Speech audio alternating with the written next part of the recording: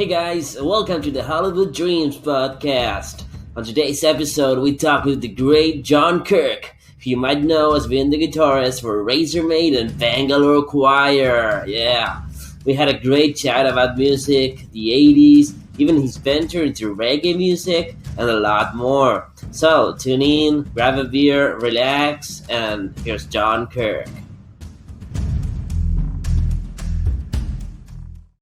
Okay, hey guys, welcome to the Hollywood Dreams podcast. I'm here with my co-host Dave Milligan. Hey Dave, How you doing, Santi? I'm all right, man. And now that I'm talking with you, even better. I Okay, have that so effect on people. yeah, definitely. So tonight we have a great guest, John Kirk. Hey John, how are you? I'm good. How are you doing? I'm doing great, man. Welcome to the show. Oh, thanks for having me. Well, it's a It's an pleasure honor to having you have you here. on, John. Yeah, yeah. Um, okay, so what are you up to nowadays? What's up with you? Well, I don't do music as much as I would like to, just because uh, the location where I live, there's not a lot of people to work with here. But I have been slowly kind of working on a EP. Um, with the drummer that Dean Clarkson, who played drums with Razormaid, a Okay. longtime close friend of mine, and Uh-huh. so we're kind of slowly working on that. We've got quite a few songs, the bed tracks done, a couple of them with vocals.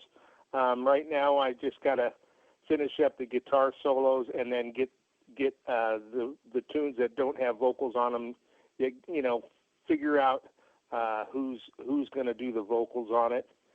One of the tunes that I did has Joe Retta singing on it, and one has David Reese, who sang with Accept and Bangalore Choir, and so That's yeah, I'm awesome. just trying to get that wrapped up, and it's been coming along kind of slow, and so this tune that Joe Retta sings on also has George Lynch doing a guest guitar solo. We're doing a trade-off solo, so I'm Nice. kind of excited about that.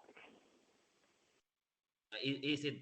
What's the sound like? Is it like the Razormaid album or what? No, it's a little different than Razormaid or Bangalore. It's got more of a bluesy kind of swampy feel to it, Okay. you know. So and there's one tune that is uh, a little bit has more of a it's hard to say, lynch mob kind of vibe to it. Uh huh. Um, So, being a huge fan of George and all the Lynch Mob music, in fact, I did uh, get a message through to Oni, hoping that he would sing some on it, but um, he didn't obviously didn't have any interest in doing it. He never got back with us.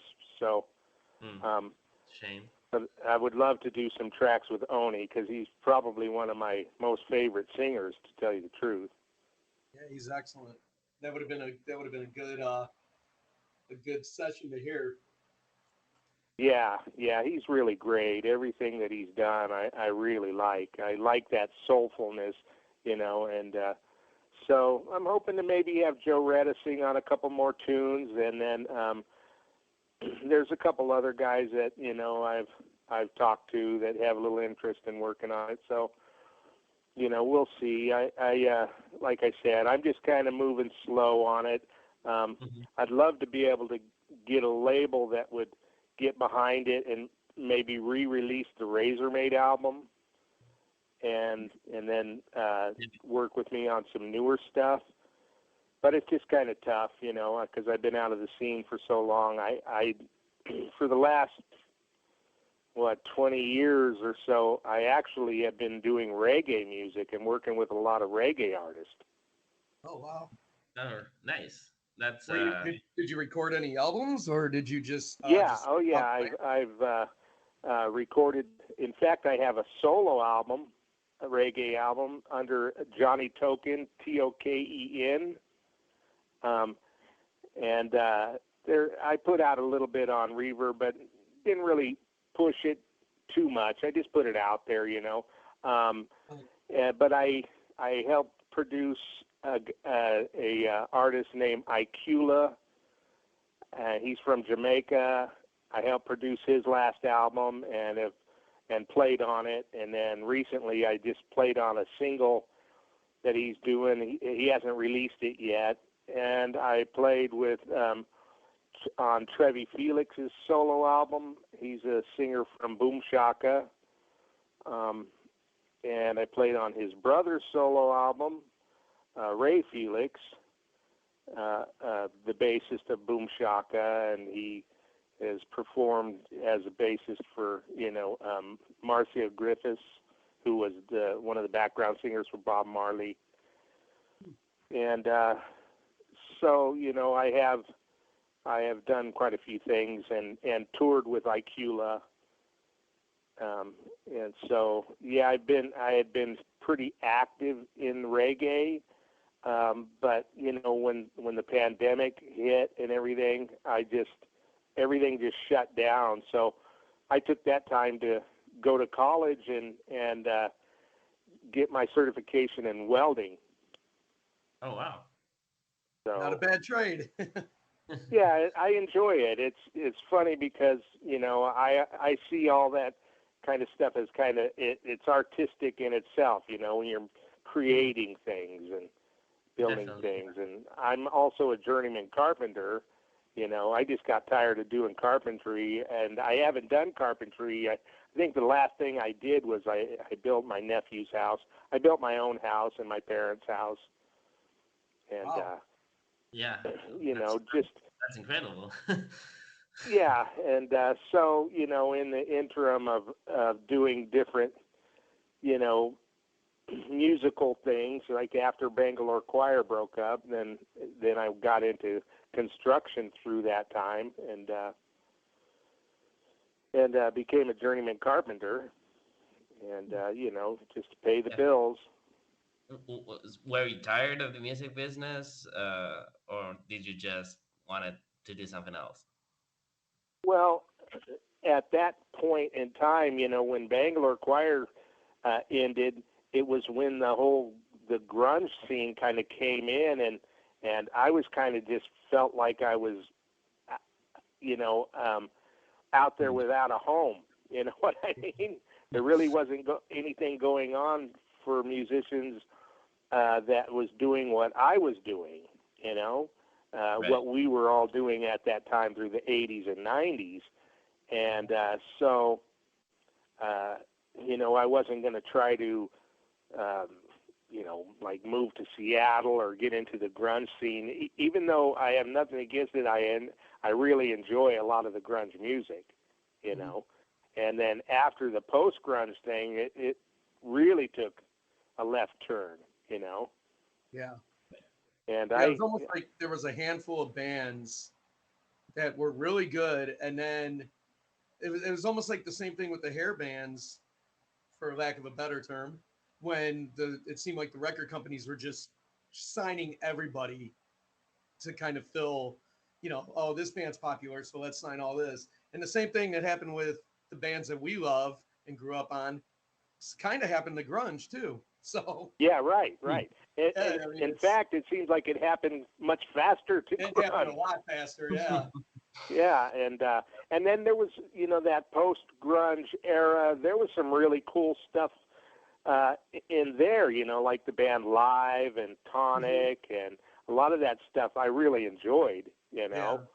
But it seemed like it was just going in every different direction, because you had like Kenny Wayne Shepherd on one hand, and that kind of thing going on, and then so I really couldn't put my finger on any one style to kind of, adapt to or whatever. So I really always kept playing music, but I was just out in the bars and the clubs just playing cover tunes. Right. Just to keep playing and playing music. I played every weekend for years. And I actually enjoyed that probably more than the record contract thing, because it was just no pressure. You just show up, do the gig, get your money, and walk. So let's take it back a little bit. I want to ask you about how you got started in the music business. So was Razormaid your first band, or how did you get started? Well, my father was a musician, and I was born in San Jose. And growing up, I lived there until I was about 6 or 7 years old. But at that time in the Bay Area and the South Bay and San Jose area, everybody wanted to be a musician.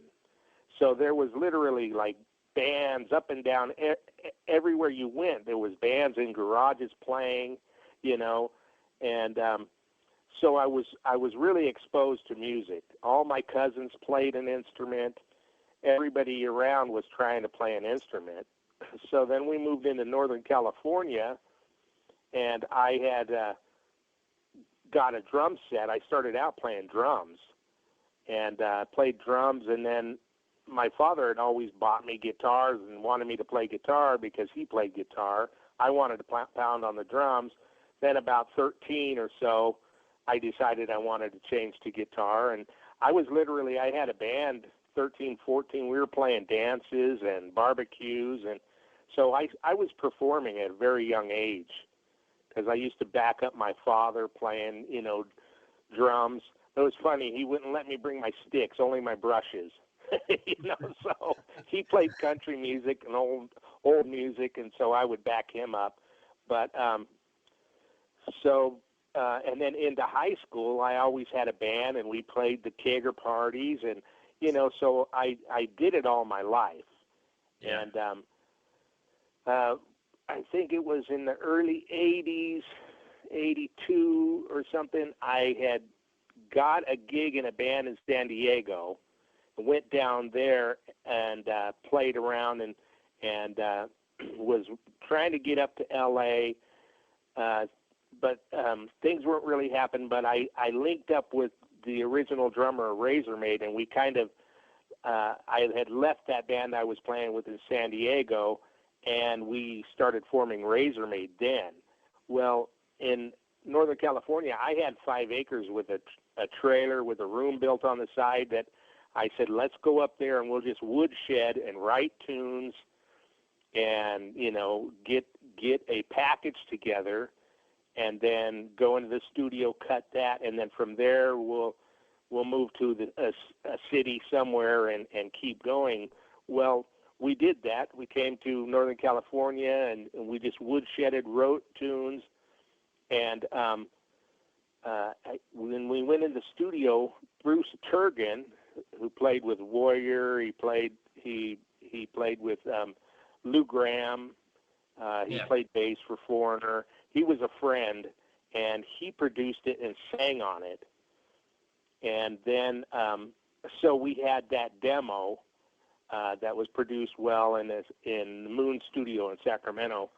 And from there, I met a guy in Redding that was from Reno, and he said, hey, I know a really great singer and musicians in Reno. You guys should go there. So we did, and I met Curtis Mitchell and Dave Wicks, who played bass, and then Jamie Lee, who was the singer of Razormaid. And we did real well. We became, the top band in Reno, and we spent a few years doing that. And then from there, we went to L.A. And we played a few gigs in L.A., and then I ended up getting the audition for what later became Bangalore Choir. And so I went with that because it was, the singer from Accept and the drummer from Hurricane Alice, Rusty Miller, and Joey Tafoya was in the band at that time. And so it just, So the album, the first cut album, was that what was that on a label or was that released? no, that was independently recorded. We had an investor, a guy named Rob Wood out of Oregon, that I met through a friend, and he had got a big settlement and wanted to invest in the band. And so we just cut that record. We were only together for a few months and went in and recut that. We cut that record in, it was 100 hours, less than 100 hours Oh wow, that we put into that record. And nice. Yeah, it's a great album. I always like the first couple. What's the name of the? Let me. The first couple of songs. Is it too late?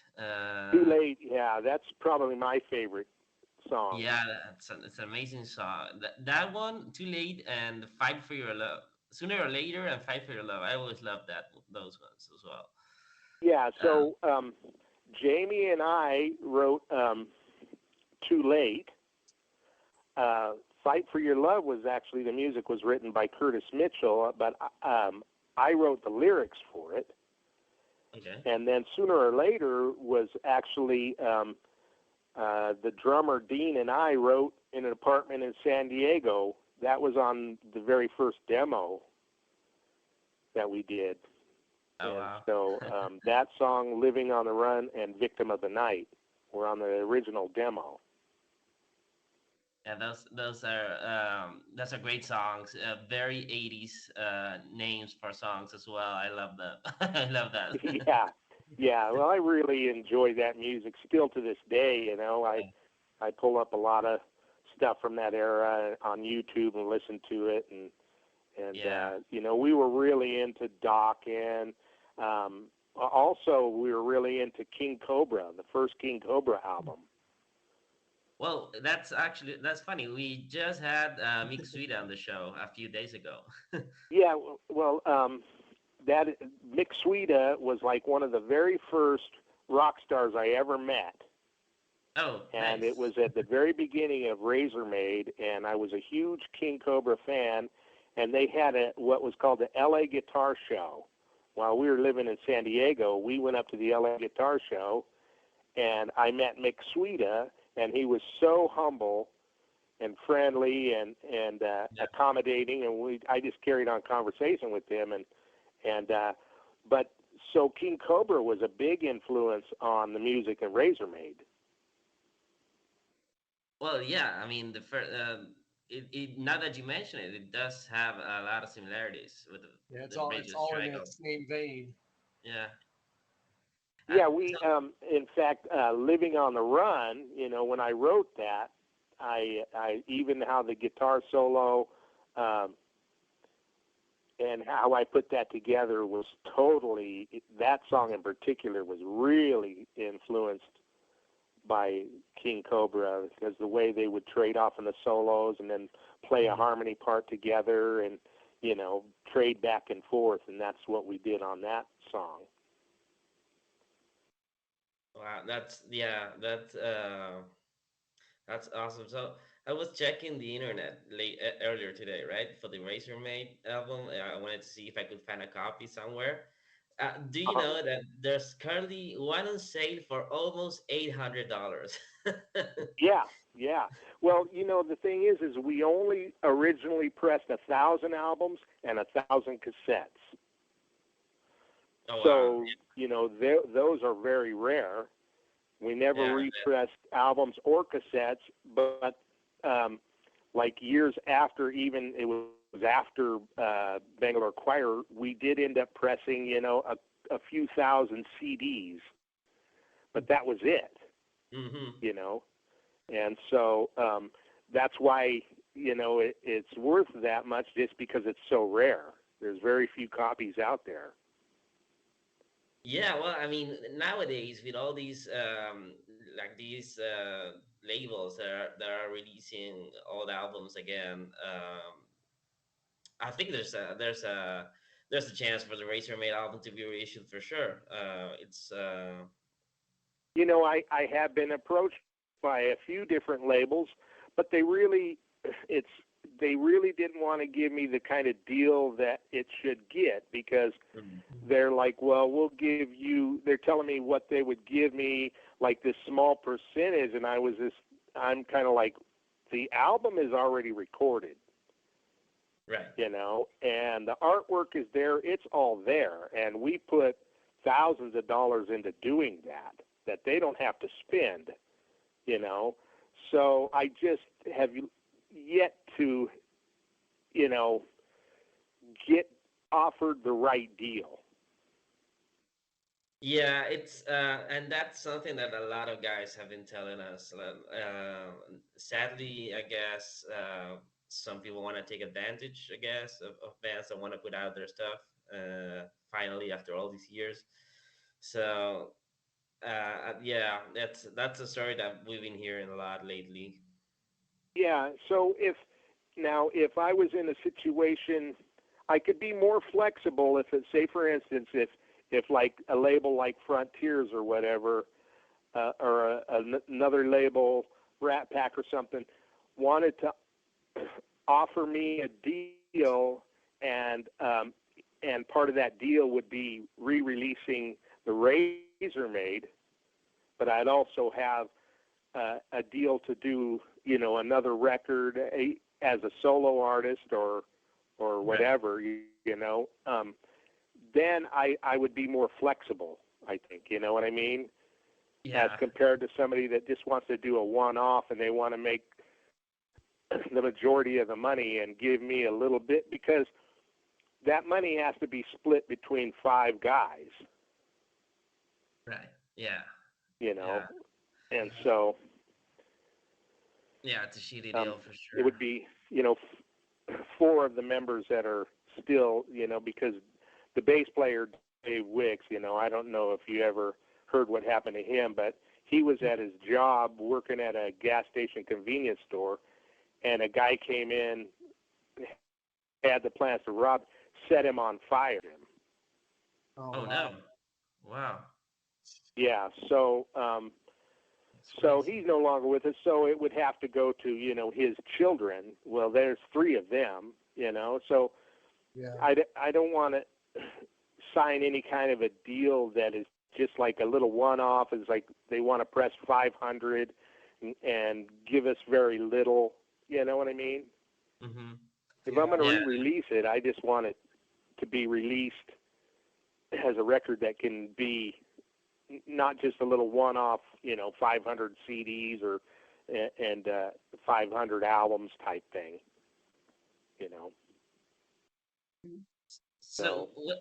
Yeah, I gotcha. So what happened? So by the late '80s, did things kind of fizzled out for Razormaid, and that's why you took the Bangalore Choir gig, or what happened there? It was just one of those things where I came into a situation that was, that was actually happening, had management. I couldn't turn my back on the opportunity to be in a band with David Reese and Rusty Miller and Joey Tafoya, and we had Glenn Parrish was our manager, who was a manager for Stevie Nicks. So, literally within a couple months of being in the band, we were doing demos at A&M. So, and Razormaid was my band. I formed it, I curated it, I got the investor and everything. So when I joined up with David Reese to form Bangalore Choir, those guys were just, they were kind of lost without a leader. Right.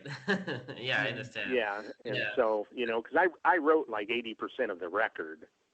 Right. And put the band together, and so now everybody did other little bands or whatever, but they were great musicians and stuff, but they really didn't have that kind of drive to be out there pushing the album, pushing their music and everything. And but I was able to bring Curtis Mitchell into Bangalore Choir.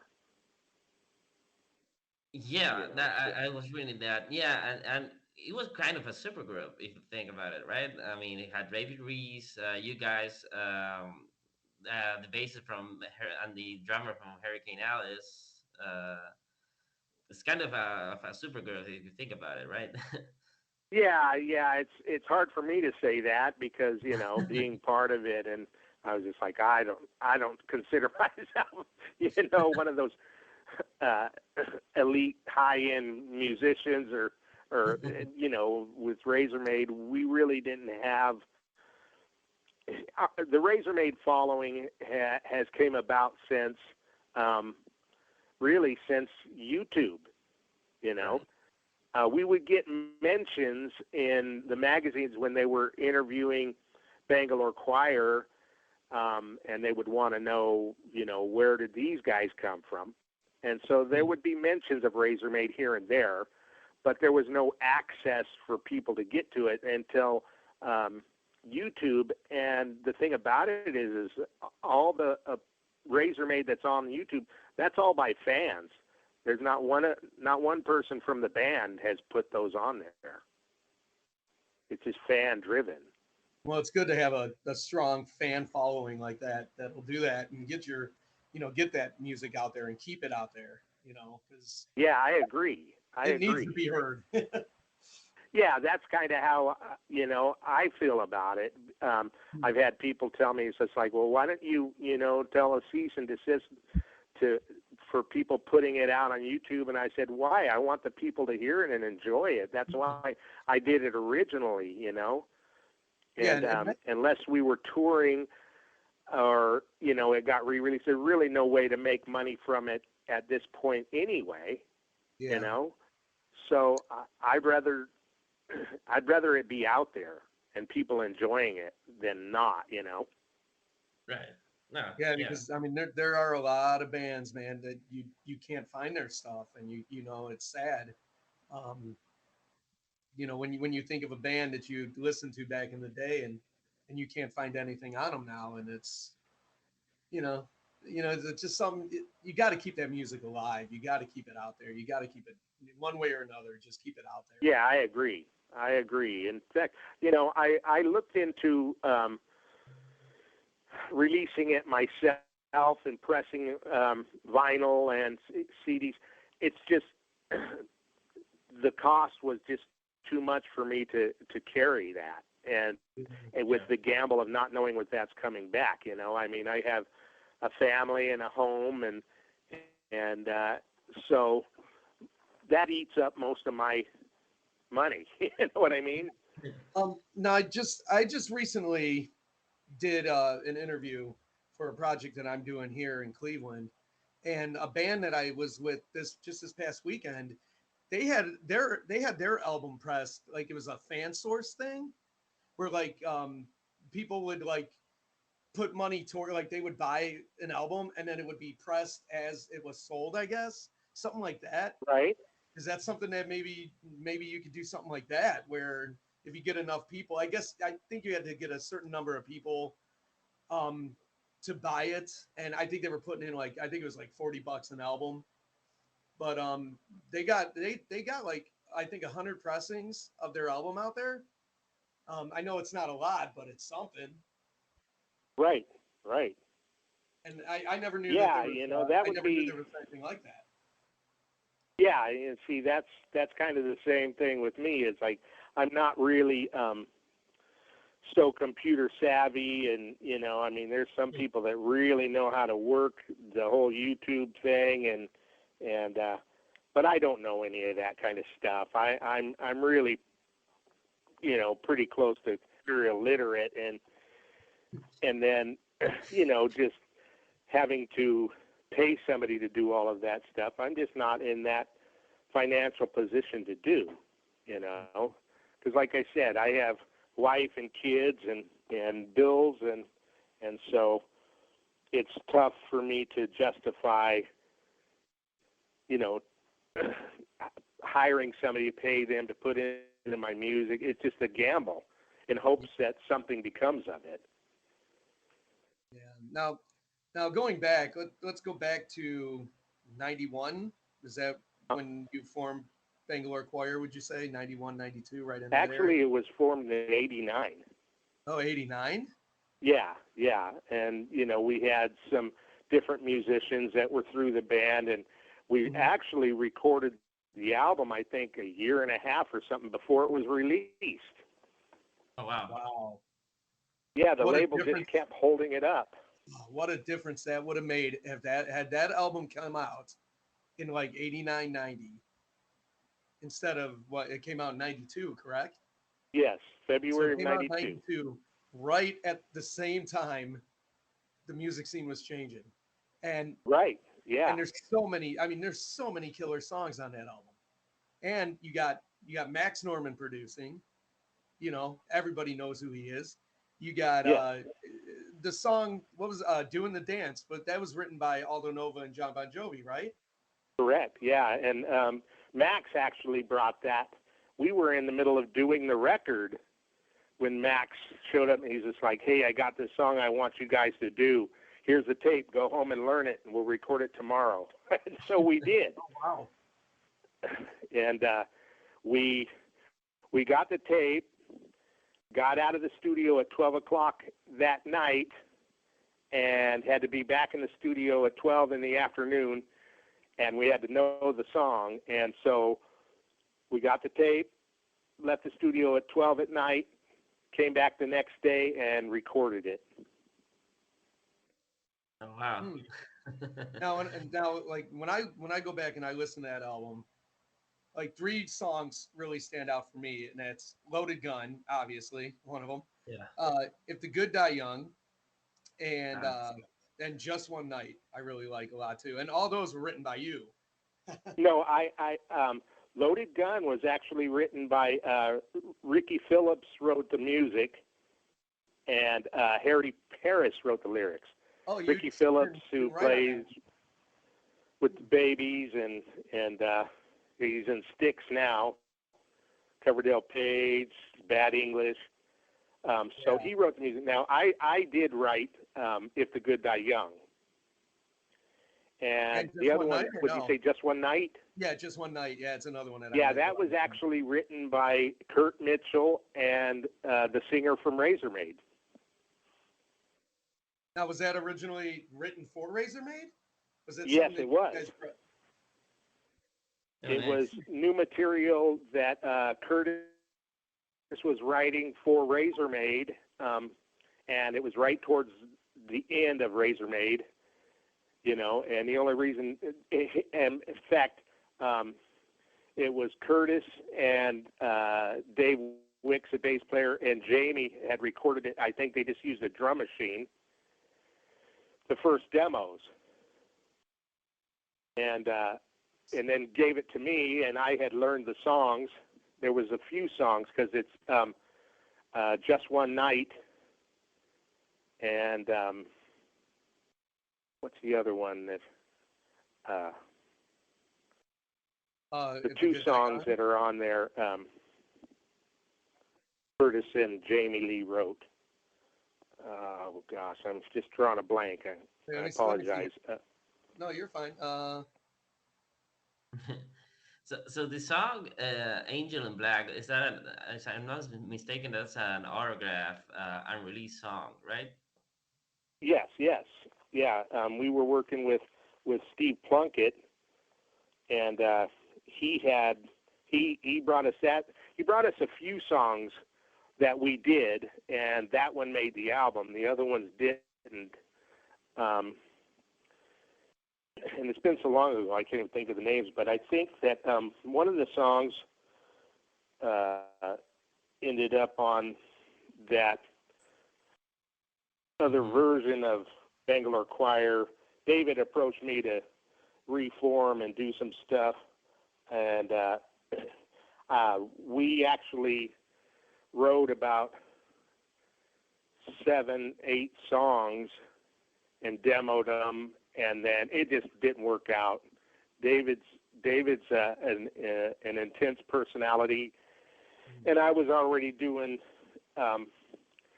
reggae music and working with artists, and I was just like, man, I don't want to deal with this, and so it didn't work out with us. I still have those songs that have never been released that I'd like to put out there. But one of the songs is going to be on my my EP that we did together and stuff.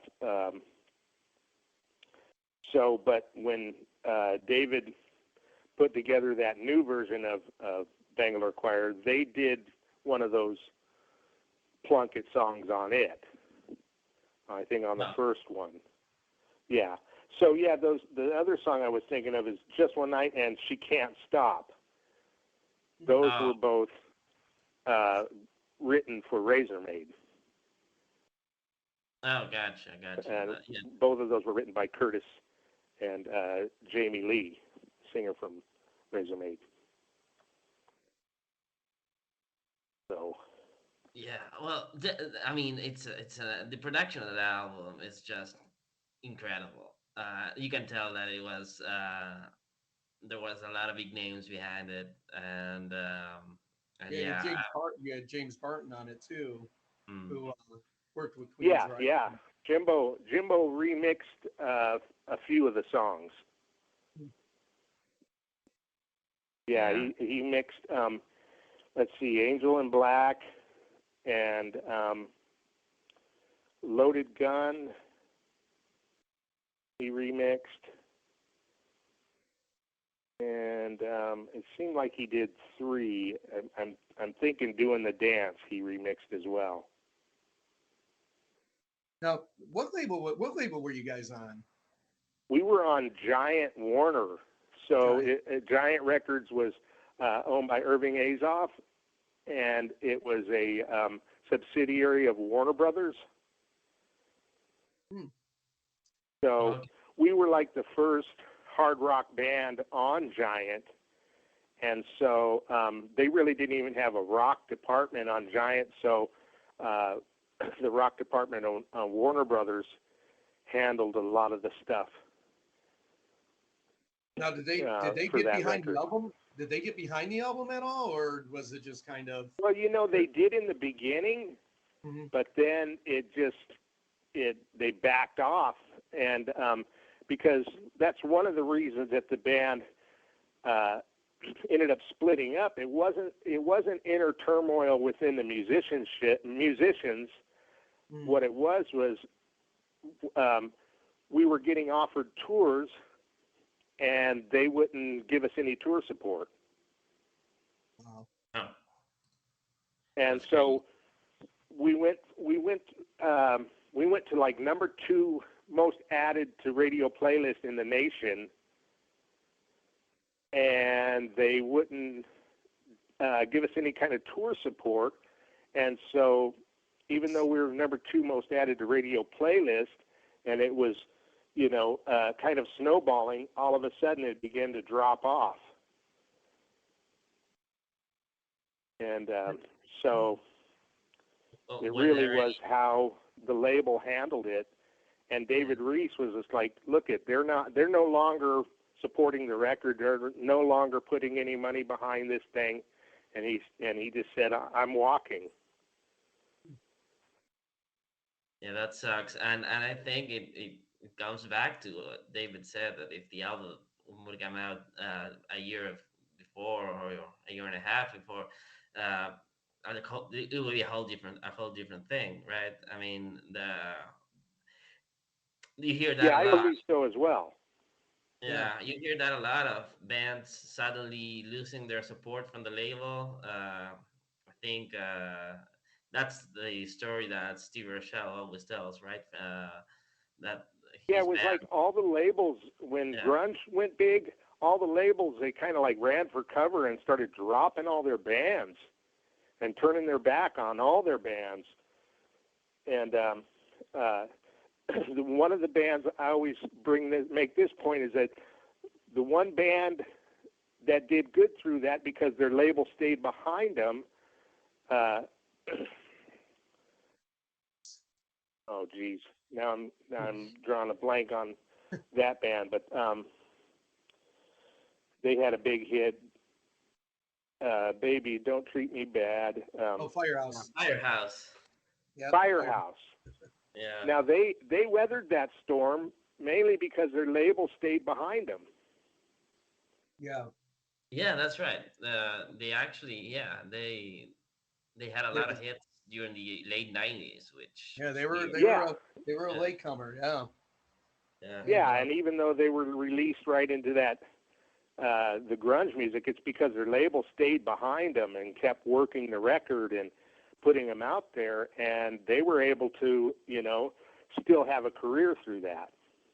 yeah, but they got booked on some major tours too. They got booked with Warrant and Tesla. Right, So right. they definitely had the backing by the label, and I think they were on Columbia, I believe. I believe it was Columbia.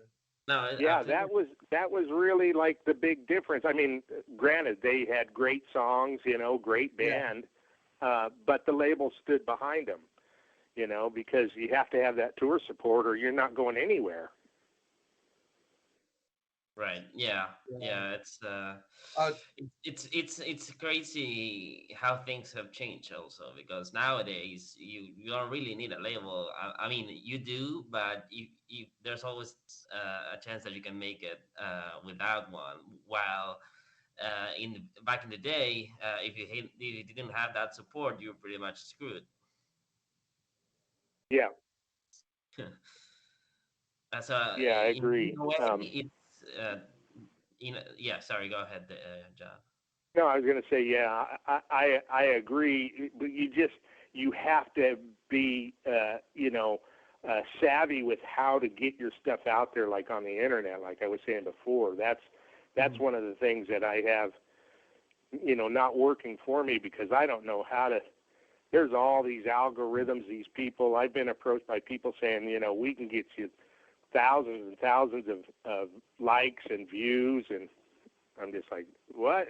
you know? Well, there's a lot of scammers out there as well. So Yeah, and it's bots and so I don't really know how to do all that stuff, but well, if I'm always hoping that I uh, could get the music out there and to the people, and I'd like to get one of these labels behind it, but yeah. I just anymore I don't know how to go about it, you know. Well, if you ever end up doing it, count us in for promoting it for sure. yeah, Yeah, definitely. Definitely. And if you ever get a vinyl out there, I'm We're in. both we are both We'll pre-order collectors. Yeah, it. we're both collectors. So Yeah, you already sold 2 albums. You can say that. okay. definitely. Yeah, I'm hoping to get this EP released, next year, and so Yeah, definitely. That's we can always have. Hey, you're now a friend of the show, so whenever you and I do that, really appreciate you guys, contacting me and having me on. It means a lot, you know. Oh, and it means a lot to us. I mean, we grew up with you. Well, I know I grew up with you guys. Santi came a little bit later. well, Um, yeah, Right. I got him by 17 years. So um, mm, I I was around for all this when it was happening, and I was a huge fan. I shouldn't say was. I still am a huge fan. And to be able to to sit here and talk with you and just be able to hear what you have to say means so much to me as a fan. And I mean, this is great. I'm kind of living my dream in a way. Uh, Right. Right. this is awesome. And yeah, it might be 30 years later, but it doesn't matter. I mean, you still a big part of everything that we love, and I mean, you did it, you lived it, and I mean, yeah. it's like seriously, when I say it's an honor to have you, it is an honor. Well, I really appreciate that, and like I said, it's an honor to be recognized by you guys and you guys having me on and to share the stories, and Mhm. and I'm really, like I said, hoping to get this other music out, and then maybe we can do it again in the future. For like sure. get some new material out there, you know. Yeah, we'd love Yeah, that. we will. You got our support no matter what it is you Definitely. do. Yeah. So John, we always, as I told you, we always like to end up our episodes with a little top three favorite albums.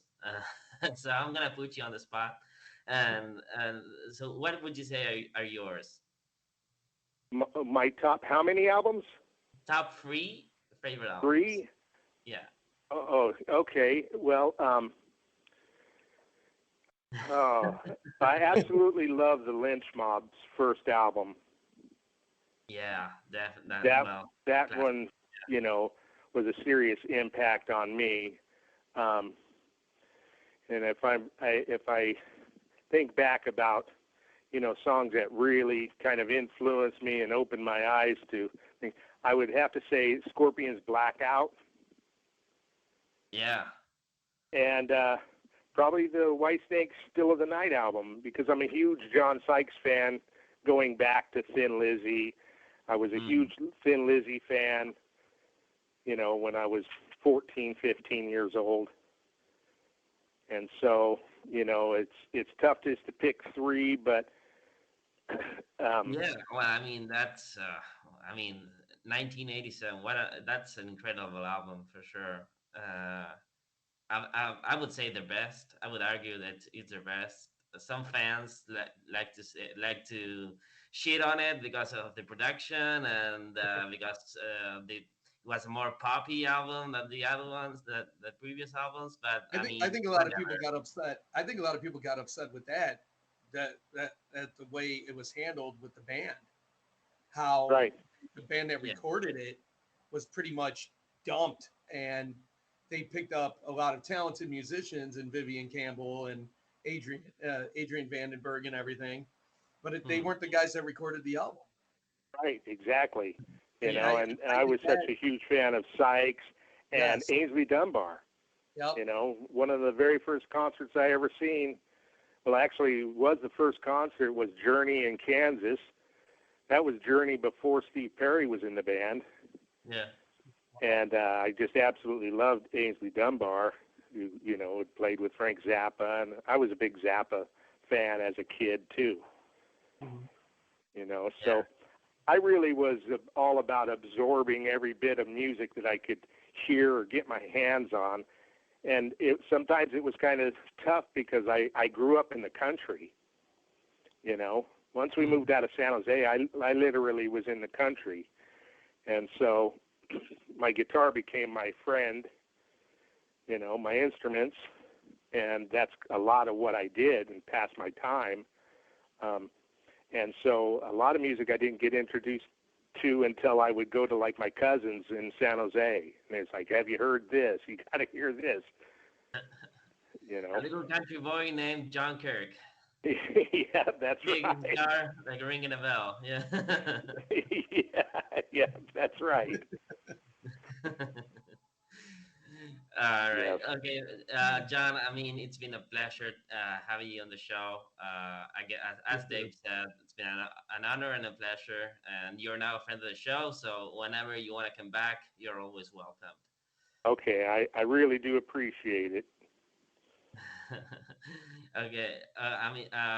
So yeah, it's been great, and thanks again for being on the show. Yeah, thank you. Okay. You take care, man.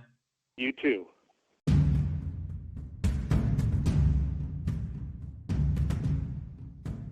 Alright, folks, sadly that's all the time we have for today, but what an episode, right?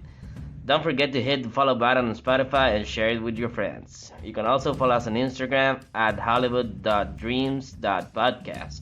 And rock on!